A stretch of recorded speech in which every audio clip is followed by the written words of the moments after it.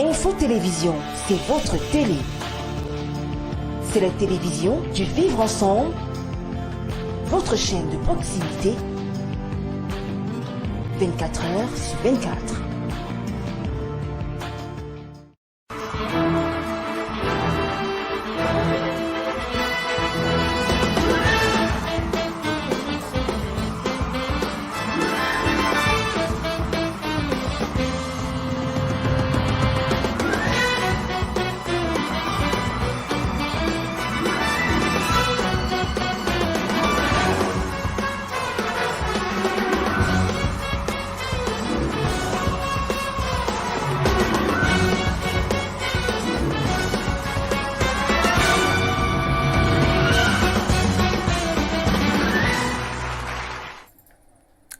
Bon début de week-end à vous, chers téléspectateurs. C'est toujours un plaisir de vous retrouver tous les vendredis lorsqu'il est 17h sur Info TV dans le cadre de votre émission Le Monde en relation. J'espère que vos relations se portent très bien, parce que pour nous ici en studio, nos relations se portent bien. Elle aura l'occasion également de vous dire cela tout à l'heure, comment se portent ces relations. Alors Francine, bonsoir, bon début de week-end. Bonsoir, merci Longri, Pierre et Tamasa Yoga, bon début de week-end. Et bon début de week-end à vous à la maison. J'espère que vous allez bien. Moi, mes relations se portent à merveille. Vous savez, lorsqu'on est vendredi, on accroît encore comme ça nos relations tous les jours. On est là pour papoter, distiller la bonne humeur avec vous et passer un moment véritablement intéressant à votre compagnie. Quoi de mieux que d'être dans le monde en relation. Alors, des nouvelles découvertes cette semaine, de nouvelles relations ont été... nouvelles relations, oui, j'ai fait de belles découvertes, je vous assure. Et c'est toujours bien d'avoir de nouvelles découvertes, de découvrir des lieux, de découvrir des gens, parce que la vie sans les relations, ça ne vaut pas la peine du tout. Ah ben oui, je pense comme ça à toutes les personnes qui ont des relations. Il faudrait dire que la vie sans relation n'a pas son sens. Ça ne vaut pas tout son sens parce que quand vous n'avez pas de relation, à chaque endroit de votre vie, vous êtes buté. Alors que quand vous avez des relations, tout roule, tout passe, tout se passe toujours bien. Quel que soit là où vous vous trouvez, quel que soit ce que vous souhaitez, vous l'obtenez très facilement. Je pense justement à toutes mes relations que j'ai rencontrées cette semaine. Je vous fais un coucou, je ne vais pas citer les noms. Je ne vais pas citer les noms, mais je vais plutôt également penser à nos relations que nous avons à travers le Cameroun, également du côté de la diaspora. Je pense à nos fan clubs, Bassia, Kousseri, Boyambassa, Douala, Kribi, et même également au niveau de l'Espagne à l'international et de la France. Nous avons également des fans là-bas, ceux qui sont scotchés devant le petit écran pour cette nouvelle sortie du monde en relation. On va également dire bon début de week-end à maman Angèle qui nous regarde depuis Bachia, Francine. Bien sûr, bon début de week-end à maman Angèle. Voilà. J'espère en tout cas qu'on aura l'occasion de pouvoir échanger avec papa aussi Jean-Marie, tout ce beau monde de Bafia qu'on aime bien. J'aime bien cette ville. Ah bah oui, je t'assure. Tu as fait un tour, tu as commencé. C'était une belle découverte. C'est une belle découverte. Des relations entretenues de ce côté-là. Oh, bien sûr, très important, très nécessaire. On ne sait jamais, c'est toujours important. Alors, pour cette journée, pour ce vendredi 29 octobre 2021, nous allons parler de photographie, l'image, voilà. Qu'est-ce qu'un photographe professionnel? À quoi renvoie vraiment l'image? Parce qu'on a la croissance du numérique de nos jours. Comment dans le métier de professionnel, de photographe, se comporte à l'heure actuelle? Avec notre invité Patrick Manga, nous allons en parler. Mais avant de le découvrir, grâce à la réalisation, nous allons aller du côté de la toile pour faire un tour et voir ce que la toile nous réserve pour cette fin de semaine. On se retrouve juste derrière, après la transition.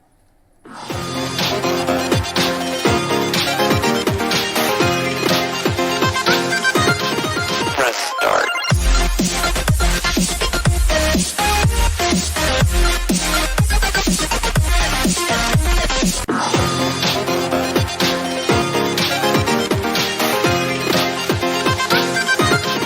Press start.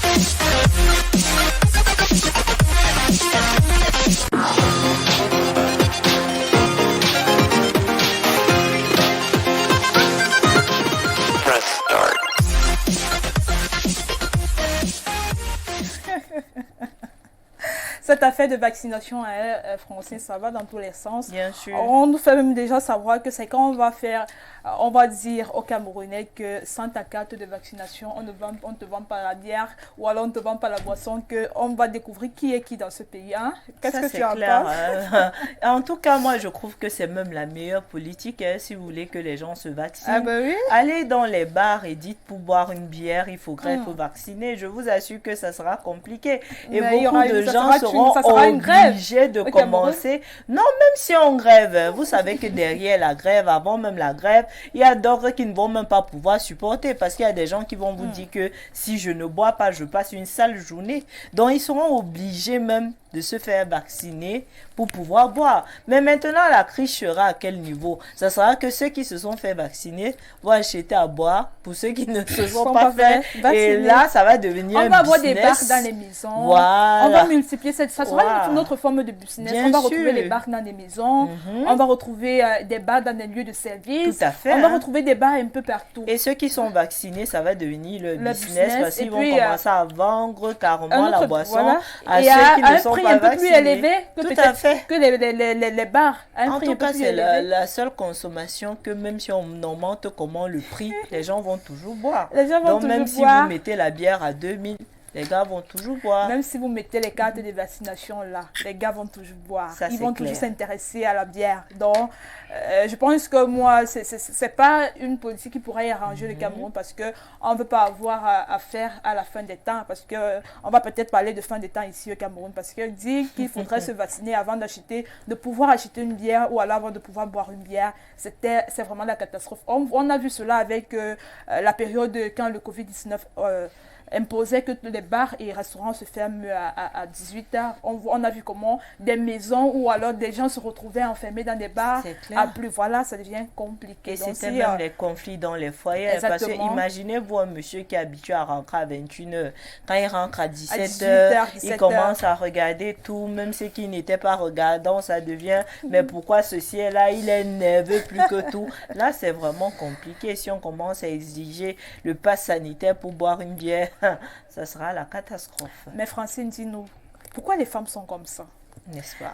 Une femme, on t'envoie l'agent de taxi. Le gars dit, je viens de déposer les 5 000 francs de taxi. Tu viens. Elle demande que c'est qui. Il répond, c'est Mathieu. Mathieu, le verset biblique, ou alors...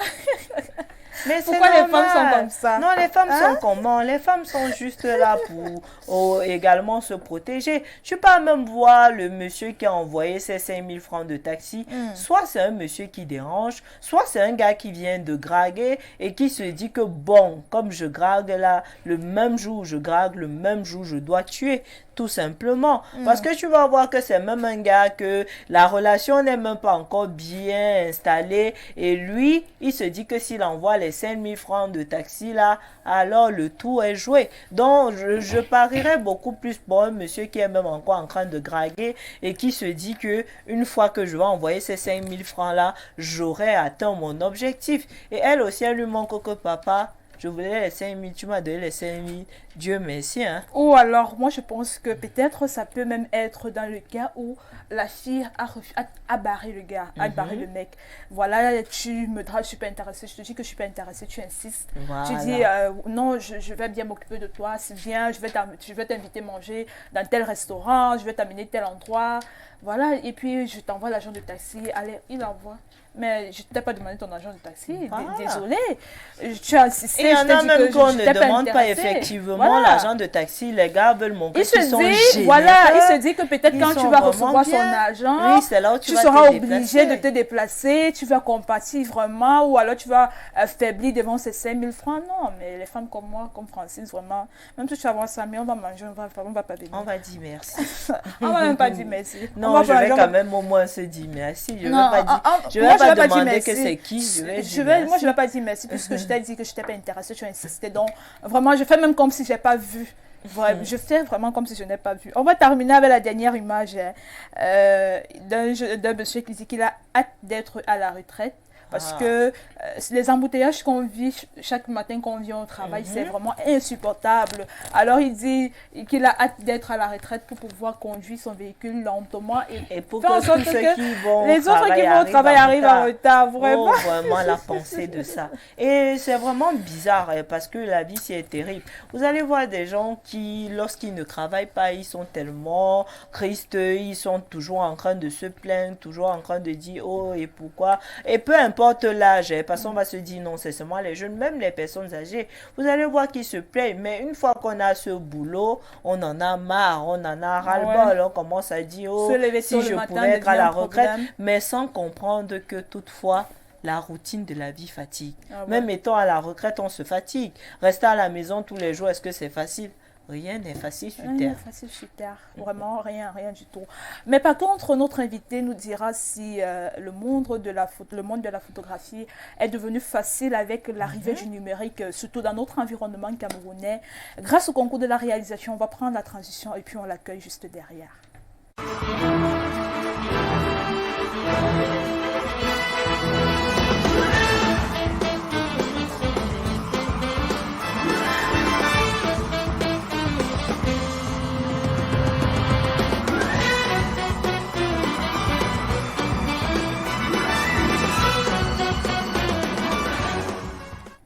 Alors, notre invité de ce vendredi 29 octobre 2021, c'est Patrick Manga.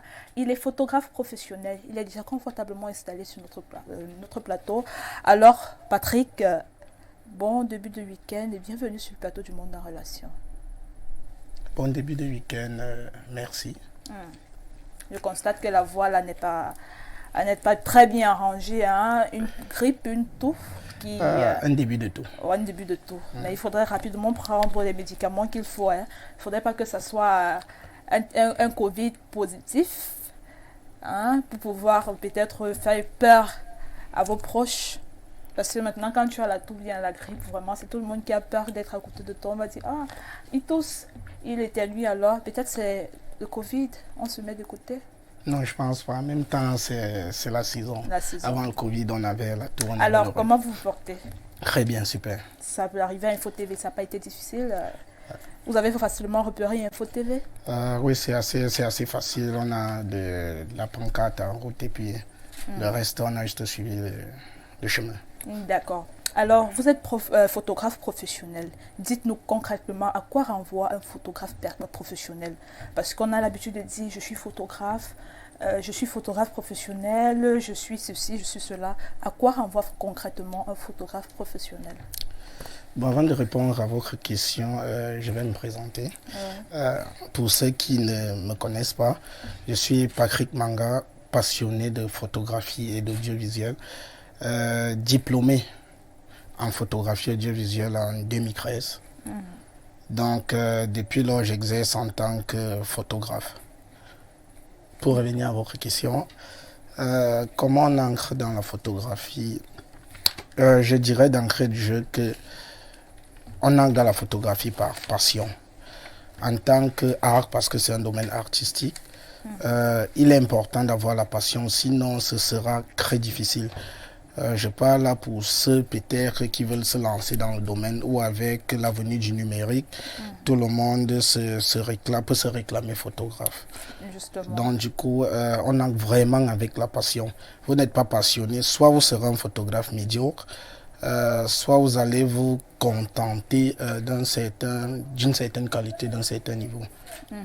Alors, justement, ça voudrait dire que quand il faut parler de photographie professionnelle, ça renvoie à celui-là qui a fait des études en photographie et en audiovisuel. C'est ce qu'il faut retenir. Je dirais pas ça, parce que la notion déjà de professionnel, on dit de quelqu'un qui est professionnel, qui a réussi à vivre de sa profession. Maintenant, peut-être tout le monde n'a pas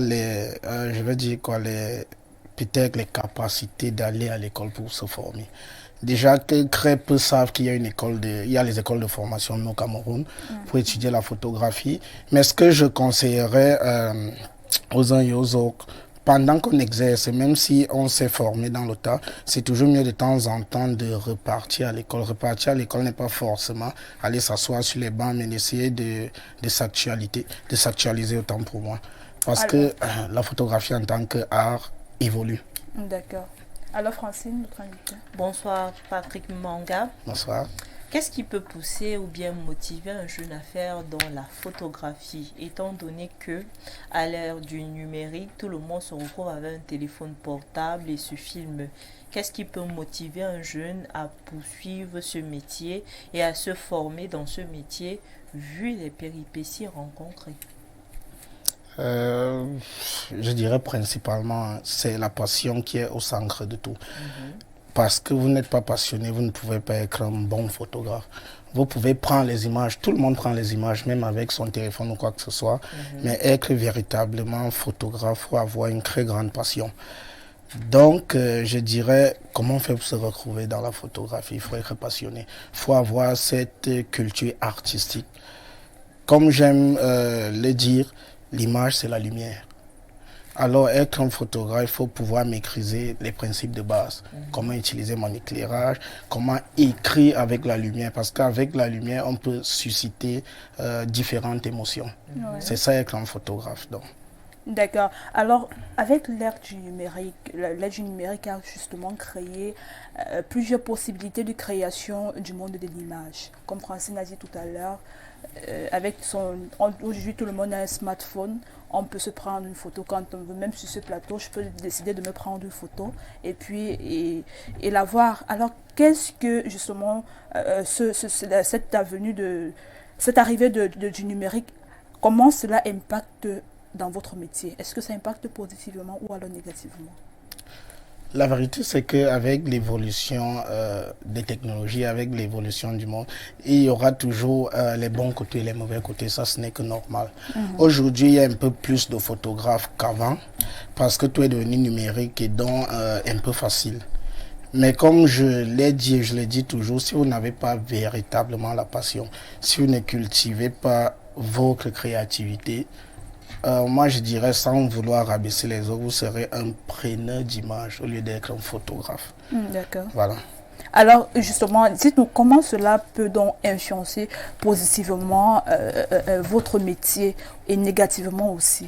Quelques raisons, raisons, comment cela pourrait impacter?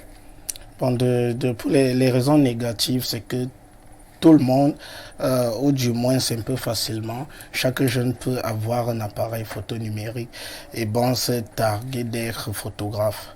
C'est dans tous les métiers qu'on retrouve ça.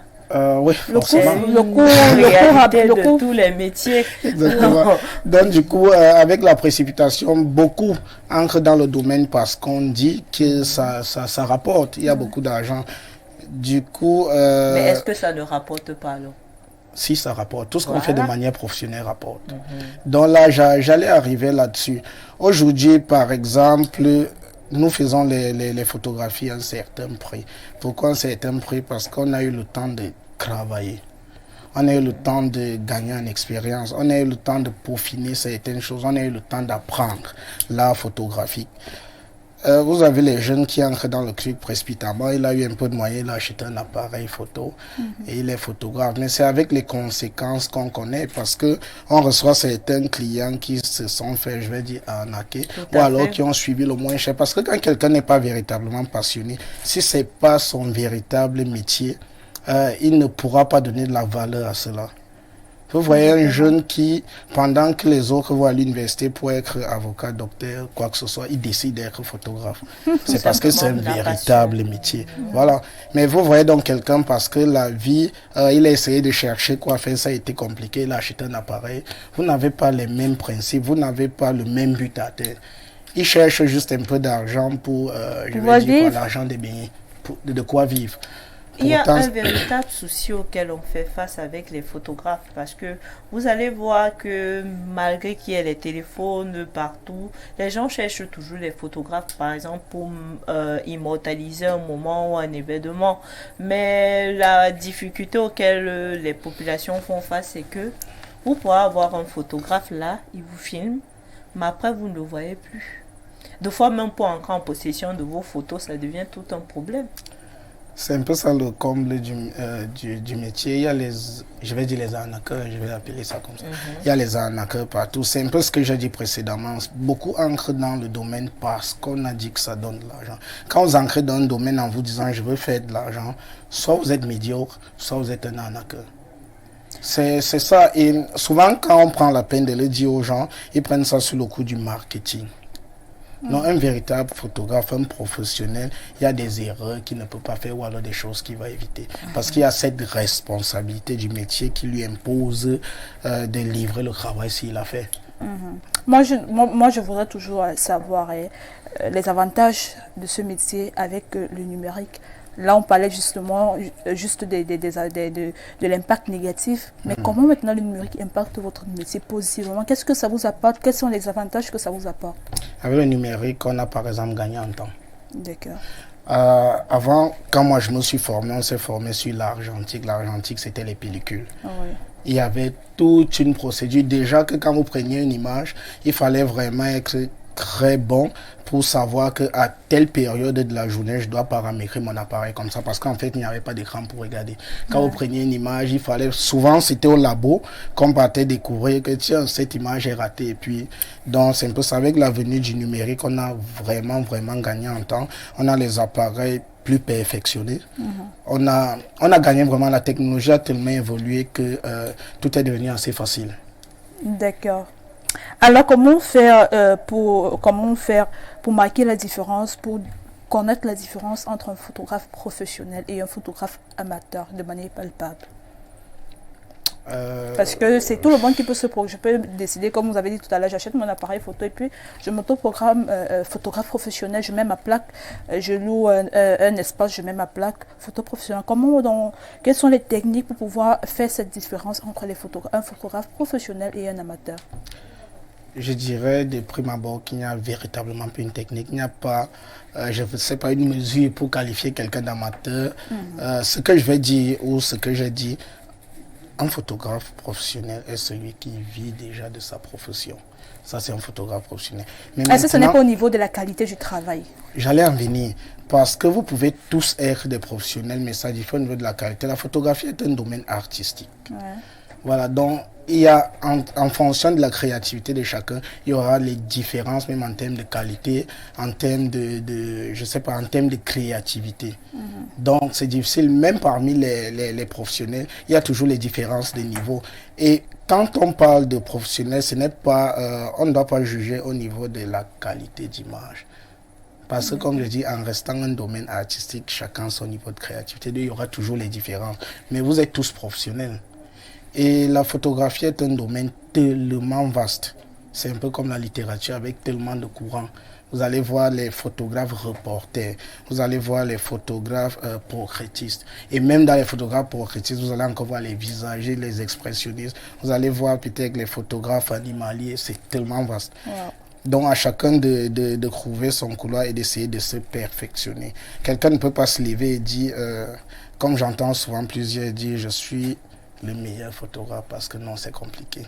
On est meilleur peut-être par rapport au domaine précis. Voilà, par rapport au domaine précis. Parlant toujours de la photographie, on s'est généralement confirmé que ce soit les stars, il y a souvent certaines retouches qu'on retrouve, parce qu'on va souvent dire que de la photo d'un amateur, si on peut le dire ainsi, on voit une certaine différence par rapport à la photographie d'un professionnel, parce qu'on va voir qu'il y a certaines retouches, il y a certains effets spéciaux qu'on ajoute. Comment ça se passe?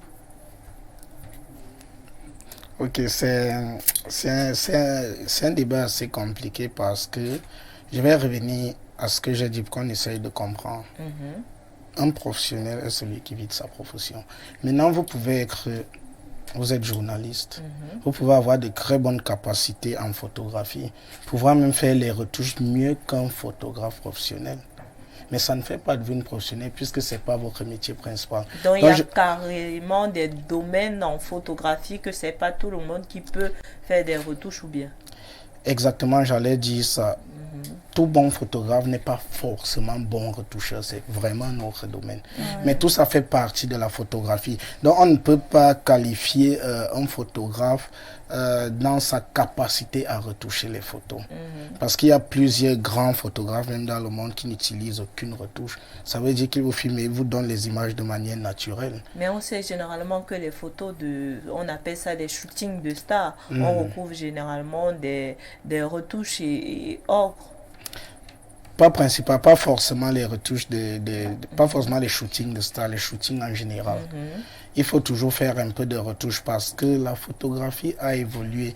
Avec le temps et les logiciels et autres, personne n'est parfait. Ça veut dire que même avec un bon make-up, il y a les imperfections, il y a les beautés, il y a les taches. Ça fait partie de la retouche. Maintenant, chacun a son niveau de retouche. Vous pouvez faire une retouche plus poussée et quelqu'un d'autre fait une retouche plus, je vais dire, plus légère. Maintenant, la retouche dépend du type d'image qu'on veut faire. Ça veut dire que pour un shooting, par exemple, publicitaire de beauté, je ne vais pas retoucher pareil comme si je fais un shooting corporate, un shooting d'entreprise. Voilà, donc le niveau de retouche est différent et c'est au photographe de pouvoir comprendre et de savoir que en fonction du shooting que je fais, voilà le type de retouche que je peux apporter. Si vous faites par exemple un reportage sur la guerre ou quoi que ce soit, vous n'allez pas retoucher les photos, ça doit rester naturel. Tout à fait. Voilà. Donc c'est un peu tout ça qu'un photographe professionnel doit pouvoir maîtriser. Ok. Justement, en parlant de shooting, comment ça se passe? Parce que de plus en plus, on retrouve, de nos jours, on retrouve des photos. C'est tout le monde qui veut faire un shooting pour l'anniversaire, pour son mariage. De nos jours, si tu n'as pas fait le shooting pour ton anniversaire vraiment, il passe inaperçu. C'est tout le monde, on observe sur la toile, on observe sur les statuts WhatsApp, des personnes qui, à l'occasion d'un événement heureux, ont procédé à un shooting. Comment ça se déroule? Si je viens peut-être chez vous, je dis, je veux peut-être un shooting pour mon mariage ou alors pour mon anniversaire, comment ça se passe? Comment vous vous prenez? Ok, principalement, il y a les clients. Les clients, nous personnellement, e-Concept Studio. C'est le nom de notre établissement, sans publicité. Voilà. Les clients nous abordent de différentes manières, puisqu'on est présent sur les réseaux sociaux, soit par les réseaux sociaux, soit par recommandation. Et puisque nous avons un établissement en bordure de route, soit ce sont les clients qui passent. Maintenant, nous avons divers packages en fonction du type d'événement, en fonction du type de shooting. D'accord. Et les shootings se passent généralement sur rendez-vous, parce qu'il faut réserver. Il faut que c'est un ensemble, il faut caler avec la make-up, il faut caler le temps. Ça évite qu'on ait plusieurs shootings en même temps. Et pour justement, les décors, par exemple. Les décors. Le décor, hormis du décor, le coût, est-ce que c'est à la portée de tout le monde, que tout le monde peut se lever et dire, comme j'ai vu par exemple la photo d'un bébé qui était si bien rangé, est-ce que c'est tout le monde qui peut se dire, je voudrais qu'on filme par exemple mon enfant? Heureusement, heureusement, nous sommes l'un où je dirais le seul établissement d'image qui propose un prix très abordable. Une très bonne qualité d'image à un coût très abordable. Je dirais soit le seul établissement, soit l'un des seuls parce que je ne vais pas dire qu'il n'y a pas d'autres. On a essayé de mettre les prix à la portée de tous, vraiment. On a ouvert notre studio pour que tous les Camerounais essayent de profiter d'une image de qualité à moindre coût. Donc du coup, si quelqu'un sort de notre établissement... Et le moindre coût, ça fait combien? Les prix varient en fonction du shooting. Pour un shooting d'anniversaire, par exemple? Maintenant, ça varie. Il y aura quel type de décoration? Donc ça dépend de tous ces éléments. Ça dépend de tous ces éléments. Si vous venez, on doit entièrement décorer. Vous avez besoin d'un fauteuil comme ça. Vous avez besoin de tel nombre de ballons. Vous avez besoin. Ça a un coût parce que c'est les choses qu'on achète. Et après le shooting, on les conserve parce que le client repart avec son lait décru. Ah d'accord. Justement, en ce qui concerne les décors, c'est le client qui choisit son décor et puis on le place.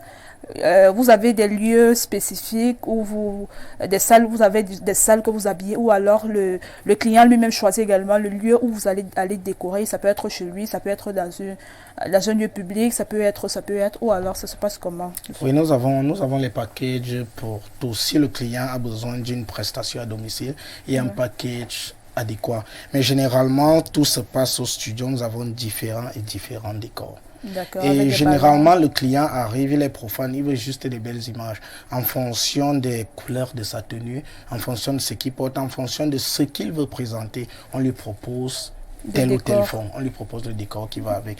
Même au niveau du make-up, on lui propose comment il peut se make-up. Qu'est-ce que il y a les gens, par exemple, qui ne veulent pas les make-up chargés. Il y a les gens qui veulent du nude en fonction même de sa tenue. C'est un ensemble de choses qu'on propose au client avant. D'accord. Donc on essaye de mettre le client vraiment à l'aise. Parce que tout le monde qui vient, je dis, est profane à la base. Est-ce qu'on peut parler de décor virtuel? Est-ce qu'il existe également les décors virtuels qu'on peut se dire, oui, on me prend sur un fond simple et puis on change le décor? Parce qu'il y a des gens également qu'on retrouve, qu'on retouche le décor, on a l'impression même qu'ils se sont déplacés. Exactement. Comme je dis, ça dépend des ententes qu'on a avec le client à la base. Ça dépend vraiment. Si un client veut être un lieu précis, et c'est un travail qu'on fait, ça s'appelle la manipulation d'image, c'est tout. Ça veut dire on enlève d'un décor X et pour le mec d'un décor Y. Donc nous faisons dans tout ça. Alors, est-ce que ce métier garde tout son sens dans notre environnement camerounais? Est-ce que c'est la même tendance ici au Cameroun que peut-être aux États-Unis, en France? Bon, je ne dirais pas que c'est la même tendance. Je ne sais pas comment les autres Mais ça, procèdent quand même, ça garde ailleurs. quand même une valeur. Et en fait, tout ce qui est fait au Cameroun est fait avec le contexte camerounais. Mhm. Voilà, les prix pratiqués au Cameroun, par exemple, pour les shootings, sont les prix faits avec le contexte camerounais. Voilà, on ne peut pas payer l'image compte tenu de notre pouvoir d'achat. On ne peut pas payer une prestation photographique comme on paye par exemple en Europe ou alors en Afrique de l'Ouest. C'est carrément différent. Pourquoi l'Afrique de l'Ouest? Parce que les anglo-saxons et même les anglophones au Cameroun ont la culture photographique avant nous les francophones. Donc ils sont un peu plus avancés. Nous, c'est vraiment récemment, quand je dis nous les francophones, c'est vraiment récemment qu'on commence à s'intéresser de plus en plus à la photographie. Et je pense que c'est avec les réseaux sociaux, c'est avec les influenceurs et tout. Et heureusement, ça fait du bien aux photographes. Les marques de téléphone, je confirme quand même cela, parce que même en termes de qualité de téléphone, ce sont vraiment les anglophones qui sont toujours intéressés par la qualité du téléphone qu'ils utilisent. La première chose à regarder, c'est l'appareil photo. Quand l'appareil photo est bien, c'est pourquoi beaucoup aiment iPhone et autres. Quand l'appareil photo est bien, celui-là, ils s'en vont acheter. Alors, Francine, est-ce que tu as une autre question? Un jeune qui voudrait faire dans la photographie, quel conseil vous allez lui donner par exemple? Dans nos établissements, nous formons les jeunes en photographie audiovisuelle. Nous accueillons les jeunes pour les stages. Ce que je veux déceler chez le jeune, c'est la passion, son niveau de passion.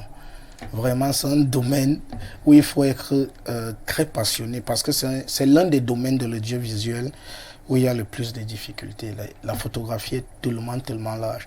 Un jeune qui voudrait se lancer, je vais lui dire premièrement d'avoir beaucoup de passion. Donc la passion. De passion. Parce que sans passion, on ne peut pas aller très loin.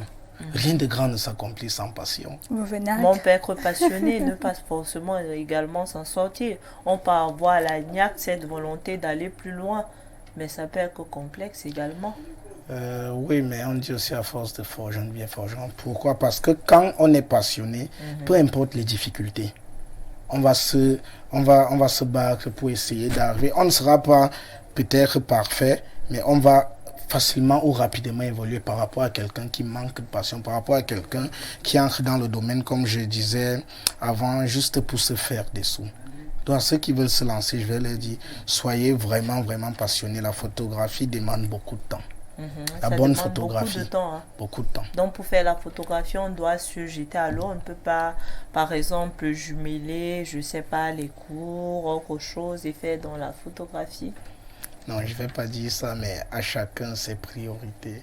Tout ce qui devient vraiment professionnel, on doit pouvoir faire un choix. C'est un métier à part entière. Vous n'allez pas travailler et aller à l'école en même temps. Ben, c'est possible, comment ça? Oui, c'est possible. Si vous faites un travail à temps plein, vous faites comment? Bon, justement, tout c'est l'organisation. Je peux aller, selon la disponibilité de mes cours, je peux aller à l'école et puis travailler. Donc, c'est pas toujours chose impossible. On peut faire les deux. C'est bien possible. Voilà. faut Alors, beaucoup de détermination. beaucoup de détermination et beaucoup de courage, la volonté aussi. Hein. Et parfois, même ce qu'on vit nous impose, parfois c'est un choix. Voilà. Je suis d'accord.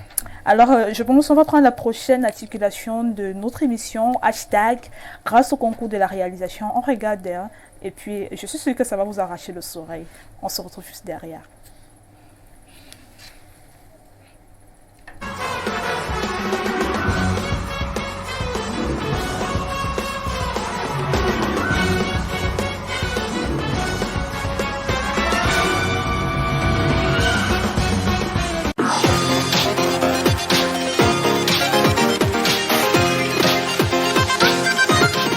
Press start.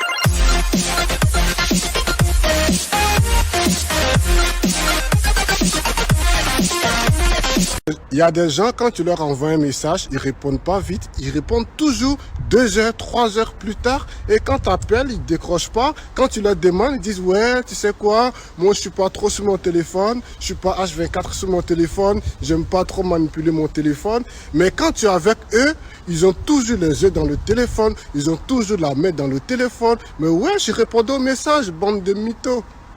Il y a des gens, quand tu leur envoies un message, ils répondent pas vite. Ils répondent toujours 2 heures, 3 heures plus tard. Et quand tu appelles, ils décrochent pas. Quand tu leur demandes, ils disent, ouais, tu sais quoi, moi je suis... Ah bah oui, c'est vrai, hein, Francine. Il y a des gens, quand tu les envoies des messages, ils ne répondent pas. Tu les appelles, ils ne décrochent pas. Pourtant, ils sont au téléphone en main. Comment Mais ça comprendre prouve à quel point ils ne tiennent pas à vous, c'est simple. Est-ce qu'on réfléchit là de midi à 14 heures? Si vous envoyez un message à une personne et que la personne le fasse 1, 2, 3, 4 fois et que vous remarquez que toujours la personne a le téléphone en main, mais une fois que vous l'appelez, la personne ne décroche pas, vous comprenez directement quelle place vous occupez pour la personne. Ça sert à rien d'envoyer des messages aux gens qui vous répondent pas ou bien qui attendent d'abord des heures avant de vous répondre. Comme WhatsApp par exemple, vous voyez bien qu'ils sont en ligne, qu'ils sont carrément Ou bien en qu'il train a de lu, lire, ça te et coche qu'il a qu'il a même lu. lu, mais la personne ne te répond pas. Là, il faudrait immédiatement comprendre que la personne ne vous accorde pas cette place que vous pensez et vous comprenez directement que vous n'êtes pas importante pour la personne. Au lieu de perdre le temps avec ce genre de personnes, allez au moins là où on vous accorde de l'importance. Ah ben oui, hein. Quand vous constatez que quelqu'un n'est pas attentionné, quelqu'un n'a pas toujours votre temps, tout le temps c'est vous qui passez votre temps à envoyer des messages, il répond peut-être après des jours, après plusieurs heures. Si vous envoyez le message à 6 heures, il va répondre à 20 heures sans même s'excuser, répondre comme s'il y avait un problème. Vous appelez même, il ne décroche pas, il va vous rappeler, peut-être il ne vous rappelle même pas, donc cherche même pas à savoir. Mais attendez, ce genre de personne, vous n'avez qu'à faire comme lui, ignorez-le tout simplement, ou bien ignorez-la tout simplement, et puis la vie passe. On dit souvent que quand on veut vivre bien ou alors qu'on veut mieux vivre, il faut savoir ignorer des personnes qui nous ignorent tout simplement pour éviter, voilà, pour ne pas avoir trop de problèmes. Parce que je rappelle que tout à l'heure, aujourd'hui, c'est même aujourd'hui encore qu'on débattait sur aujourd'hui, vraiment, c'est plus les jeunes qui ont vraiment des problèmes de tension, des problèmes d'ADC, tout simplement parce qu'ils réfléchissent beaucoup. Mais pourquoi la Francine là, elle réagit même comme ça? Pourquoi je vais même encore faire quoi? C'est parce qu'on elle pense, tu penses, voilà, vous pensez à tout, au lieu de penser à votre vie, à votre avenir, à ce qui peut vous être favorable, comment améliorer vos conditions de vie, comment devenir plus meilleur. Vous pensez, mais pourquoi le gars là me regarde comme ça? Pourquoi il ne me répond pas? Pourquoi quand quelqu'un se comporte comme ça, vous mettez juste la personne à côté et vous l'ignorez en retour. De toutes les façons, il faut comprendre que lorsqu'une personne vous aime, ça ne s'ignore pas parce que vous allez manquer à la personne. La personne même va vous faire signe de vie. Souvent, même quand vous ne le faites pas, la personne va réagir à l'immédiat et s'inquiéter. Donc, courir après les gens, c'est un perd-temps et la vie est assez courte pour le faire. Justement. Alors, Patrick, est-ce que vous avez l'habitude de courir derrière les gens? Est-ce que ce genre de situation, est-ce que ça vous arrange parfois? Vous envoyez des messages à quelqu'un, la personne lit, il ne vous répond pas, elle ne vous répond pas autant pour moi. Vous appelez, même elle ne décroche pas. Et puis après, je ne cherche pas à savoir pourquoi vous avez appelé. Vous restez dans un suspense, dans l'inquiétude. Ça vous arrive parfois? Bien sûr, ça arrive à tout le monde. Et comment vous réagissez? Je laisse faire le temps. Vous laissez faire le temps, vous ignorez la personne, ou bien vous continuez à envoyer les messages. Peut-être demain, vous envoyez encore, après-demain, de lundi à dimanche. Ou alors de janvier à décembre. Peut-être que la personne est très occupée, peut-être que la personne n'a pas son téléphone avec bon? elle. Puisqu'à nous tous, ça nous arrive. Quand on est trop plongé dans le travail, on peut oublier de répondre. Justement, c'est vrai quand on est plongé dans le travail, on peut oublier de répondre. Mais après, ça dépend du signe, du comportement de la personne. Après, si la personne vient, vous rappelle et s'excuse que bon, voilà, j'étais occupée, voilà pourquoi je n'ai pas décroché, j'avais pas le téléphone avec moi. Là, on comprend. Mais si la personne ne cherche pas à savoir, ne cherche même pas à vous rappeler ou alors à vous s'excuser, vous comprenez que vous ne faites pas partie d'une priorité. Exactement. D'accord. Alors, on va prendre la dernière articulation de ce programme, détecteur de mensonges. Notre invité de ce vendredi ne va pas nous échapper. C'est vrai que le vendredi dernier, ça manquait à nos téléspectateurs. Alors, avec notre invité, on va passer au détecteur de mensonges avec le concours de la régie. On se retrouve derrière.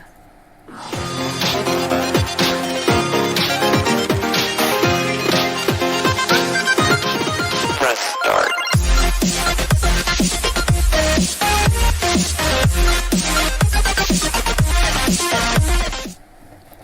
Nous sommes de retour sur le plateau. Anof, il me le demandait, c'est quoi le détecteur de mensonges? C'est quoi ça? Le détecteur de mensonges, écoutez très très bien. C'est une rubrique alors, ça vous concerne moi, vous et moi autant pour moi. En dessous de vos pieds, il y a un appareil qui est appelé détecteur de mensonges, qui signale à chaque fois que vous dites ce qui n'est pas vrai ou alors vous mentez, et qui signale également de manière positive quand vous dites la vérité. Alors, je vais vous poser des questions simples et vous allez répondre juste en disant la vérité. Si vous ne connaissez pas, vous dites que vous ne connaissez pas. C'est simple. Donc, évitez de mentir pour être ridicule devant nos téléspectateurs. D'accord. Alors, la première question, quelle était la toute première interrogation que vous avez reçue sur ce plateau quand vous êtes arrivé? Quand on a commencé l'émission, quelle était la toute première question? Comment l'émission allait se dérouler? Non. La première question était comment tu vas? Tu m'as répondu je vais bien. C'était la toute première question. Est-ce que tu te souviens? Exactement. Voilà. Donc le détecteur de mensonges nous signale que vous avez menti, vous n'avez pas dit la vérité. Donc on passe à la deuxième question. Alors la deuxième question, elle est celle de savoir quand se célèbre la journée mondiale du patrimoine audiovisuel, puisque vous êtes dans l'audiovisuel. Donc je pense que ce jour, vous organisez sûrement parfois des manifestations, pourquoi pas des tables rondes avec des personnes que vous encadrez dans ce domaine-là. C'est le droit de dire que je ne connais pas. Non? Oui, bien sûr, vous avez le droit de dire. Pas. À 2-0 déjà, 2-0, 2-0. C'est la journée mondiale du patrimoine audiovisuel se déroule tous les 27 octobre. Donc, dorénavant, il y a juste 2 jours que cela a eu lieu. Dorénavant, vous pourrez profiter de cette occasion pour former des jeunes, pour transmettre le savoir que vous avez déjà. Ok. D'accord. Alors là, je suis un peu ravie de vous dire qu'on va arriver à une question un peu plus osée. Parce que vous avez raté les 2 premières questions et là, ça nous donne l'obligation de vous poser des questions un peu plus osées. Alors, à quel âge et où avez-vous eu votre premier rapport sexuel? C'était une fille vierge ou non? C'était une fille vierge. C'était une fille vierge et c'était à quel âge et où? C'était vraiment assez tôt. Hein. Ah bah oui, dites-nous l'âge, parce que si vous mentez, ça signale également encore. Dites-nous la vérité. 9 ans, 8 ans? 15 ans. 15 ans. Oh là là. Francine, bon, le détecteur de mensonges dit que c'est vrai, c'était où? Dans un champ de maïs, puisque c'était très tôt, est-ce qu'il ne fallait pas aller déranger les parents à la maison? C'était dans un champ de maïs, une chambre, une cuisine du village, c'était où en campagne? Dites-nous. Moi, j'ai eu mon indépendance, c'était dans ma chambre. Dans votre chambre. Bravo, il a eu l'honnêteté de nous dire que c'était à 15 ans et c'était avec une fille vierge. Faites comme lui, mais 15 ans pour les garçons, c'est un peu trop tôt. Hein? Ou alors, nos téléspectateurs ont le choix. Hein? Merci d'avoir été des nôtres. Merci d'être passé sur ce plateau. Merci, c'est moi qui vous remercie. J'espère que tu ne me regardes pas rancune pour le détecteur de mensonges, parce que tes amis tout à l'heure vont dire que donc c'est à 15 ans, c'était avec une fille vierge, tu mens. Je suis quelqu'un d'assez honnête, donc du coup, il n'y a pas de rancune. Non. D'accord. Ok. Alors Francine, merci, il est l'heure. C'est la fin de l'émission. Merci également. Excellent week-end. Merci à Patrick Manga d'être venu, d'avoir répondu présent. Excellent week-end également. D'accord. Merci, excellent On week-end à remercie vous. justement la réalisation avec Benvas, on remercie la diffusion, on remercie au niveau de la caméra avec le Doubari Mouli, on remercie la direction générale avec Madeleine Karine Biria, on remercie également la supervision générale avec le Big Boss Dieudonné 20. Quant à nous, on se retrouve vendredi prochain pour une autre sortie du Monde en relation sur Info TV. En attendant, restez en compagnie de nos programmes qui se poursuivent. Bon début de week-end, portez-vous bien.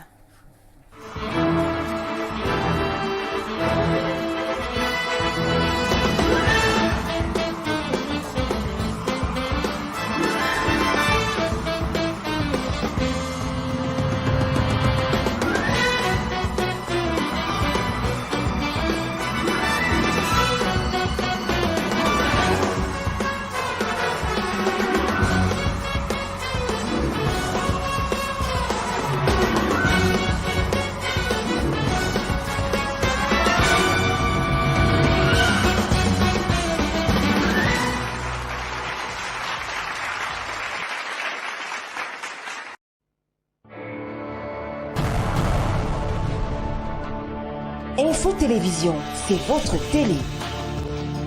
C'est la télévision du vivre ensemble, votre chaîne de proximité, 24 heures sur 24.